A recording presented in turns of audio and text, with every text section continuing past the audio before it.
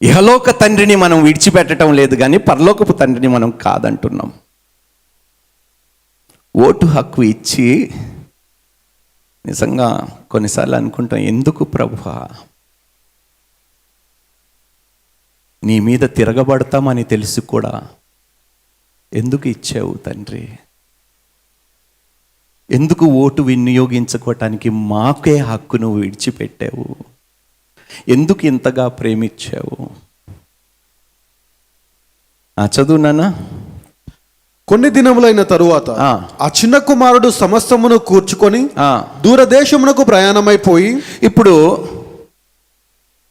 ఆయన స్వేచ్ఛని తండ్రి ఆపలేకపోయాడు.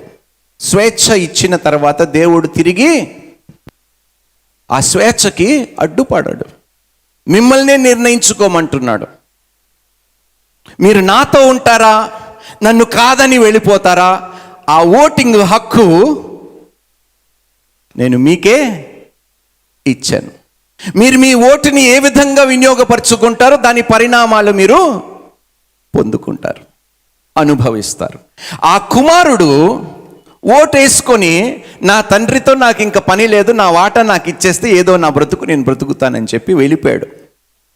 ఎప్పుడైతే తండ్రిని కాదనుకున్నాడో నష్టపోయాడా లేదా? ఈరోజు దౌర్భాగ్యం ఏమిటంటే, మనం దేవుడిని మనం తండ్రి అంటున్నాము, కానీ మనతో పాటు బ్రతకనివ్వటం లేదు.